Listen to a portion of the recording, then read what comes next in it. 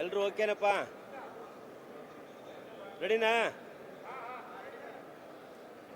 ಏನು ಈ ಒಂದು ಅಡಿಕೆ ನಿಷೇಧ ಅನ್ನುವ ಒಂದು ಭಯದಲ್ಲಿ ನಮ್ಮ ಅಡಿಕೆ ರೈತರು ಗೊಂದಲದಲ್ಲಿದ್ದಾರೆ. ಆ ನಿಟ್ಟಿನಲ್ಲಿ ನಾವು ನಿನ್ನೆ ಮಾನ್ಯ ಮುಖ್ಯಮಂತ್ರಿಗಳಿಗೆ ಮನವಿನೂ ಮಾಡಿದ್ವಿ. ಈ ಅಡಿಕೆ ನಿಷೇಧ ಅಥವಾ ಪಾನ್ ಮಸಾಲ ನಿಷೇಧ, ಈ ಒಂದು ಗುಟ್ಕಾ ನಿಷೇಧ ಅನ್ನೋ ಒಂದು ಏನು ಈ ಮಾಧ್ಯಮದಲ್ಲಿ ತಾವೆಲ್ಲ ನಮ್ಮ ರೈತ ಬಾಂಧವರು ನೋಡಿ ಗೊಂದಲಕ್ಕೀಡಾಗಿದ್ದೀರಿ.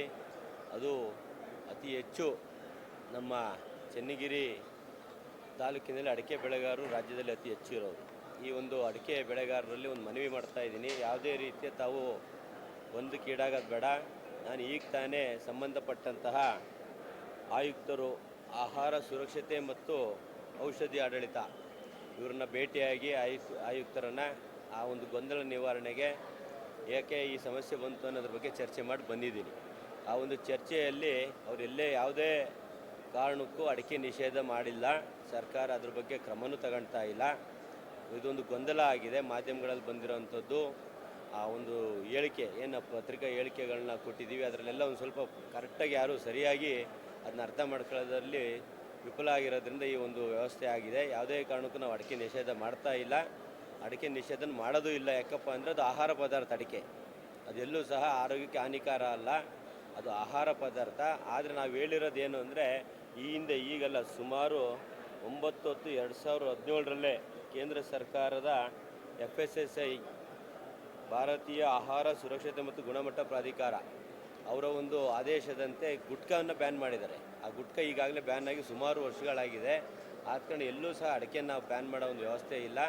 ಅಡಿಕೆ ಜೊತೆಗೆ ಎಲ್ಲಾದರೂ ನಿಕೋಟಿನ್ ಹಾಗೂ ತಂಬಾಕು ಅಂದರೆ ಒಂದೇ ಪಾಕೆಟ್ನಲ್ಲಿ ಮಿಶ್ರಣ ಆಗಿ ಬಂದರೆ ಅಡಿಕೆ ಒಳಗೆ ಅಂಥ ಒಂದು ವಸ್ತುಗಳನ್ನ ಪದಾರ್ಥನ ಮಾತ್ರ ನಾವು ಬ್ಯಾನ್ ಮಾಡ್ತೀವಿ. ಯಾವುದೇ ಕಾರಣಕ್ಕೂ ನಾವು ಅಡಿಕೆ ಬ್ಯಾನ್ ಮಾಡೋದಿಲ್ಲ. ಅಡಿಕೆ ಬ್ಯಾನ್ ಮಾಡೋ ಅಧಿಕಾರವೂ ನನಗಿಲ್ಲ ಅಂತೇಳಿ ಈಗ ತಾನೇ ಕಮಿಷನರ್ ಅವರು, ಸಂಬಂಧಪಟ್ಟ ಕಮಿಷನರ್ ಅವರು ತಿಳಿಸಿದ್ದಾರೆ. ಆದ ಕಾರಣ ಯಾವುದೇ ರೀತಿಯ ಗೊಂದಲಕ್ಕೆ ನಮ್ಮ ಅಡಿಕೆ ಬೆಳೆಗಾರ ರೈತರು ಯಾವುದೇ ಕಾರಣ ಗೊಂದಲಕ್ಕೀಡಾಗಬೇಡಿ.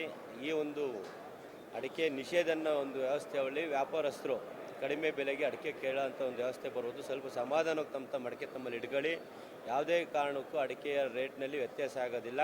ಅಂತ ಎಂಥ ಸಂದರ್ಭ ಬಂದರೂ ನಾನು ನಿಮ್ಮ ಜೊತೆ ಇರ್ತೀನಿ. ಬರೀ ಚನ್ನಗಿರಿ ವಿಧಾನಸಭಾ ಕ್ಷೇತ್ರದ ರೈತರಲ್ಲ, ಅಡಿಕೆ ಬೆಳೆಗಾರ ರೈತರ ಪರವಾಗಿ ರಾಜ್ಯಾದ್ಯಂತ ಹೋರಾಟಕ್ಕೆ ನಾವು ಜೊತೆಗಿರ್ತೀವಿ. ಯಾವುದೇ ಸರ್ಕಾರ ಇರಲಿ, ಯಾವುದೇ ಪಕ್ಷ ಇರಲಿ, ಪಕ್ಷಾತೀತವಾಗಿ ಸರ್ಕಾರದ ಒಂದು ನೀತಿಗಳ ವಿರುದ್ಧ ರೈತರಿಗೆ ಅನ್ಯಾಯ ಆದಂಥ ನೀತಿಗಳು ಬಂದರೆ ನಾನು ನಿಮ್ಮ ಜೊತೆ ಸದಾ ನಿಲ್ತೀವಿ ಅಂತ ಈ ಸಂದರ್ಭದಲ್ಲಿ ನಮ್ಮ ರೈತರಿಗೆ ಮನವಿ ಮಾಡ್ತಾ, ಯಾವುದೇ ಕಾರಣಕ್ಕೂ ನಮ್ಮ ರೈತರು ಗೊಂದಲಕ್ಕೆ ಈಡಾಗಬೇಡಿ ಅಂತ ತಮ್ಮಲ್ಲಿ ಈ ಮೂಲಕ ಕೈ ಮುಗಿದು ಮನವಿ ಮಾಡ್ತಾರೆ. ಏನೋ ಸ್ವಲ್ಪ ವೇರಿಯೇಷನ್ ಆಗ್ತಾ ಇದೆ ಅಂತೇಳಿ ರೈತರು ಗೊಂದಲಕ್ಕೆ ಈಡಾಗಿದ್ದಾರೆ. ಆದ ಕಾರಣ ಯಾರು ಗೊಂದಲಕ್ಕೆ ಈಡಾಗೋದು ಬೇಡ, ಯಾರು ಈಗ ಅಡಿಕೆ ಕೊಡೋಕ್ಕೆ ಹೋಗೋಂಥ ವ್ಯವಸ್ಥೆನೂ ಬೇಡ. ಇಲ್ಲ, ಇಲ್ಲಿ ಆದೇಶದಲ್ಲಿ ಸ್ಪಷ್ಟತೆ ಇಲ್ಲ. ಆದೇಶದಲ್ಲಿ ಎಲ್ಲೂ ಅಡಿಕೆ ನಿಷೇಧ ಅಂತ ಬಂದಿಲ್ಲ. ಅಲ್ಲಿ ಬ್ರಾಕೆಟ್ಟು, ಕಾಮ, ಹಾಗೂ ಪುಲಿಸ್ ಸ್ಟಾಪು ಮತ್ತು ಇವೆಲ್ಲ ಪದಗಳಿದೆ ಅದರೊಳಗೆ. ಬಟ್ ನಾವು ಅರ್ಥ ಮಾಡ್ಕೊಂಡು ಗೊಂದಲಕ್ಕೀಡಾಗಿದ್ದೀವಿ. ಆದ ಕಾರಣ ಯಾರು ಗೊಂದಲಕ್ಕೀಡಾಗೋದ್ರ ಜೊತೆಗೆ ನಾನು ನಿನ್ನೆನೂ ಕಮಿಷನರ್ ಹತ್ರ ಮಾತಾಡಿದೆ. ಅವ್ರು ನಿನ್ನೆ ಪತ್ರಿಕೆ ಹೇಳಿಕೆಯನ್ನು ಇವತ್ತು ಕೊಟ್ಟಿದ್ದಾರೆ. ಏನೋ ಇದು ಯಾವುದೇ ಕಾರಣಕ್ಕೂ ಅಡಿಕೆ ಬ್ಯಾನ್ ಆಗೋ ಒಂದು ವ್ಯವಸ್ಥೆ ಇದಲ್ಲ. ಇದು ಪಾನ್ ಮಸಾಲ ಅಂದರೆ ಅದರೊಳಗೆ ನಿಕೋಟಿನ್, ಅಡಿಕೆ ಪ್ಯಾಕೆಟ್ನೊಳಗೆ ನಿಕೋಟಿನ್ ಮತ್ತು ಟೊಬ್ಯಾಕೊ ಮಿಶ್ರಣ ಕಂಡು ಬಂದಲ್ಲಿ ಬ್ಯಾನ್ ಮಾಡ್ತೀವಿ. ಏನೋ ಅಡಿಕೆನಲ್ಲ, ಆ ಪಾನ್ ಮಸಾಲ. ಹಾಗಾಗಿ ಯಾರು ಗೊಂದಲ ಆಗೋದು ಬೇಡ. ಇಲ್ಲಿಲ್ಲ, ಗುಟ್ಕಾ ಬ್ಯಾನ್ ಆಗಿ ಸುಮಾರು ವರ್ಷ ಆಯಿತು. ಇಲ್ಲಿ ಪಾನ್ ಮಸಾಲನ ಪದದ ಮುಂದಿನ ಪದಗಳನ್ನ ಯಾರು ಪರಿಗಣಿಸ್ತಾ ಇಲ್ಲ. ಪಾನ್ ಮಸಾಲದೊಂದಿಗೆ ನಿಕೋಟಿನ್ ಮತ್ತು ತಂಬಾಕು ಒಳಗೊಂಡಂತಹ ಪದಾರ್ಥವನ್ನು ನಿಷೇಧ ಮಾಡ್ತೀವಿ ಅಂತ ಹೇಳ್ತಿದೆ ಹೊರತು ಸರ್ಕಾರ ಯಾವುದೇ ಕಾರಣಕ್ಕೂ ಅಡಿಕೆ ಅಂತ ಹೇಳ್ತಾ ಇಲ್ಲ. ಯಾರು ಗೊಂದಲಕ್ಕೆ ಈಡಾಗೋದು ಬೇಡ. Thank you.